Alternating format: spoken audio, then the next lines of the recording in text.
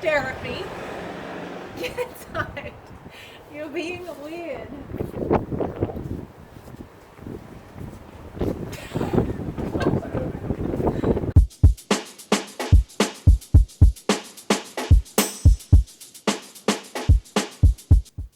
Hello and welcome back to my channel. Today I'm going to take you through the last few steps of how I went making the B5882 dress by Butterick. Before I jump into it, I just want to say a really big thank you to all the new subscribers to my channel. I just went and had a look and I hit 250 subscribers, which doesn't sound like a lot to probably a lot of people, but for me that is just so bizarre that someone other than my grandma is watching these videos. And it's really encouraging to hear from you guys that that's helping you. So where we left off last time, I had just realized that I probably needed to make the straps first before I put the bodice together. And I went ahead and did that using basically really wide bias tape. So here we have my straps all ironed. Basically just folded it to the middle, folded it closed, and then I'll stitch along the one side, and I'll probably do the other side as well just to make it match.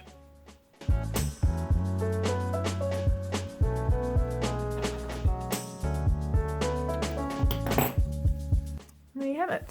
That's my straps all prepped and ready to go.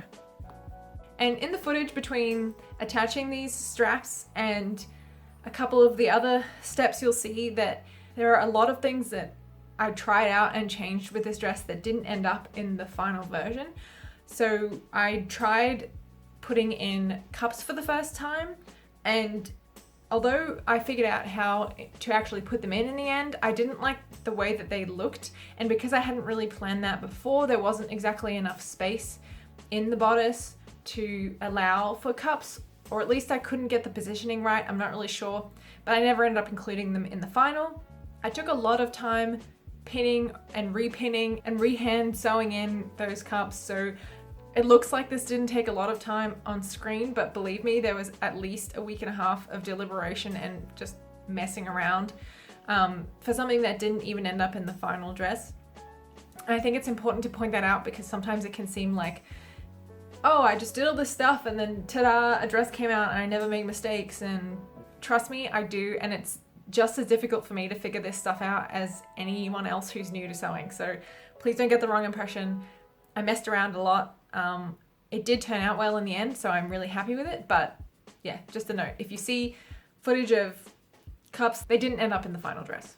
I also spent a lot of time trying to figure out how I was actually going to put the bodice back together after changing the way that I was doing this top section. Instead of the cut pieces like the pattern says you should do, I kind of went off track, and so I had to figure out how the puzzle was all going to come together.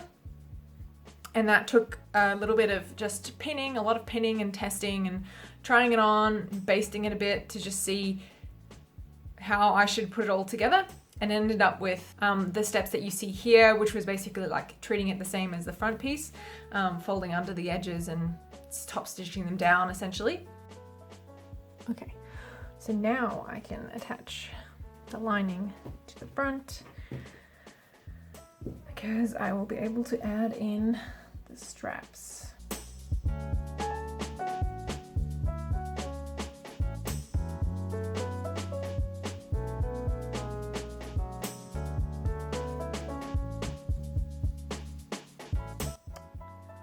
Now, when it comes to this end point, I'm going to stop right at this point here where the seam allowances touch, and then the same on the other side, and then when I flip to the inside I can clip into this and fold it down like I have, but on the inside.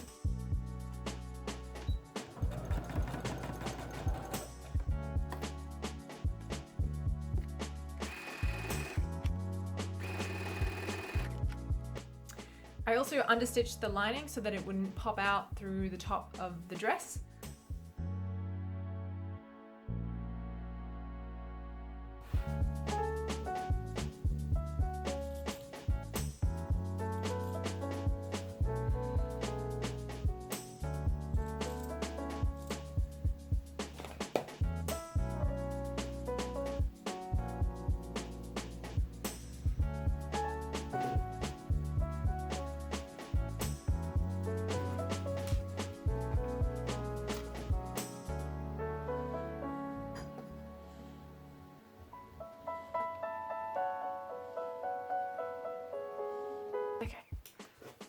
So now that I have that all pinned, I'm just going to top stitch along this edge here.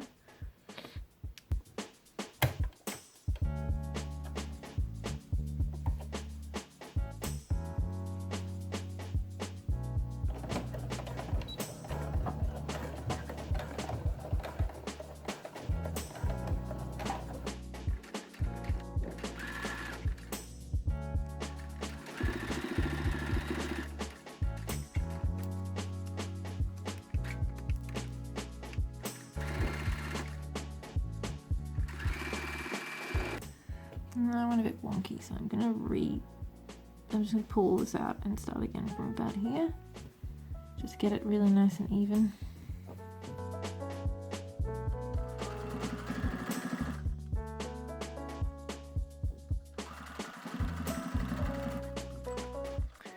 Okay, so that is what the front is looking like.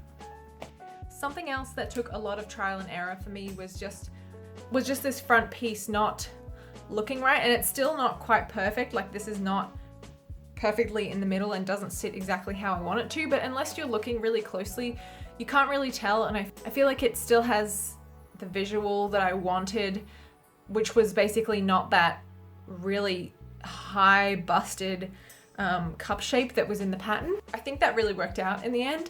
I did try a few different methods of gathering the front bodice. I have a lot of footage of me hand sewing down different parts of the front. And in the end, I just ended up running 2 lines of basting stitches by hand down the front and doing it in like the normal way that you would gather any bit of fabric.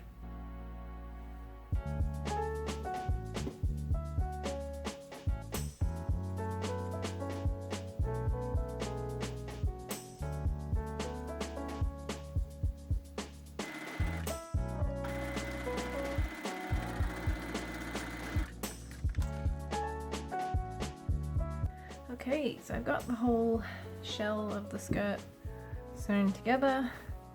I've got the 2 back panels, the front 3 panels, and then the other 2 back panels. And I've left the zipper side open so that I can compare this size to my waist size, because I did adjust the waist to match my waist.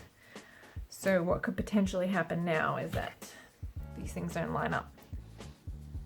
Once I got to putting the skirt together, I can only use the word that Rachel Maxey uses to explain this in her channel, which is futzing around. I did a lot of futzing around to get the skirt to fit into the waist adjustments that I'd made. So I'd taken in a little bit at the waist because it wasn't sitting quite how I wanted it to sit, but that meant that the skirt was then too big for the bodice, the bottom of the bodice. So I ended up just putting the seams against each other where they would line up, like side seams lining up and stuff like that, and then just taking out the extra out of the seam for the skirt because I didn't want it to kind of gather into the bodice.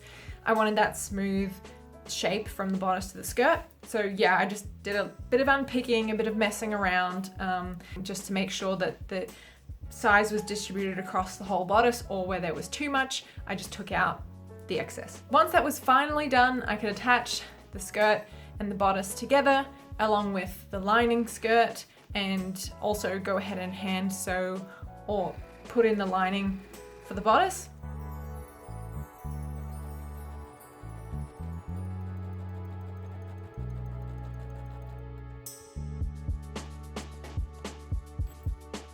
Okay, so I've progressed a little bit. I have interfaced the spot where the zipper will be for all layers.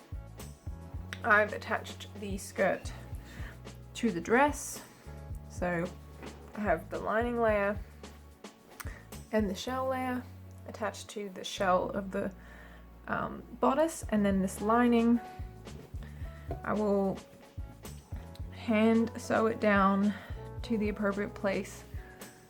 When I was doing this, I mentioned that I was going to do like a lapped zipper at the back with a dress zip, but it actually turned out that the zip I installed the first time was one that opens on the end, kind of like what you use for jumpers and stuff, and that really didn't work, and I kind of wanted to keep that for if I would want to make something that needed that in future, considering I could just get an invisible zipper, and I kind of like the look of invisible zippers way more than lap zippers or dress zippers that are exposed. Unless they're like a statement piece, like metal zippers or something like that. I just didn't like the way the plastic looked. The colors didn't quite match. So I ended up pulling that out completely and putting in an invisible zipper. And that's what you'll see in the final worn photos.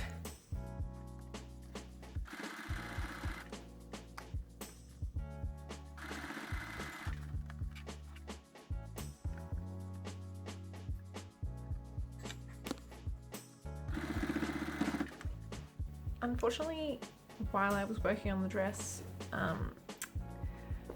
the storage on my phone ran out, so I don't actually have footage of me finishing the lining, but I did finish the lining. I did the lining around the zipper by machine, and then I hand sewed down the lining to the waist seam, making sure to line the channels of the boning up and the seams with the seams of the dress as much as possible.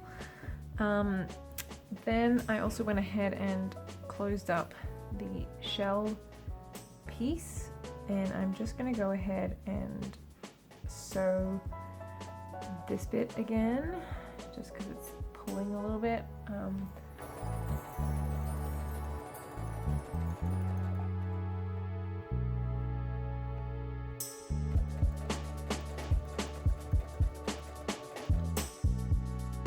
So yeah, I guess my conclusions after having made this dress is that I really like it. I like how it turned out.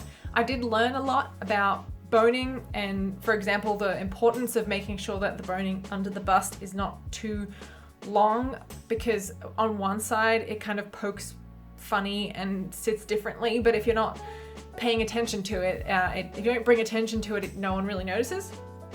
The other thing is that I cut these straps on the straight grain of the fabric, and I really probably should have cut them on the bias. I did have enough fabric at the time, it just didn't occur to me, and I'm not sure why, because obviously if you cut it on the straight grain, this fabric, because it's linen, doesn't have any stretch. So now the straps are a little bit like, they're just a bit tight, and especially this left one is slightly loose, so it doesn't stay up as well. But that's like very, very minimal issues that would be me nitpicking to find something wrong with this dress, because I'm absolutely in love with it. I've worn it so many times, and it's like pretty much the middle of winter here, and it's absolutely not the right time to be wearing a strapless dress, but I wore it anyway and just took the cold because I absolutely love it. Thank you for joining me on this journey. If you like this video and you want to follow along with my other sewing projects, I've got a couple of exciting ones coming, then please don't forget to like and subscribe, and I will catch you again next time.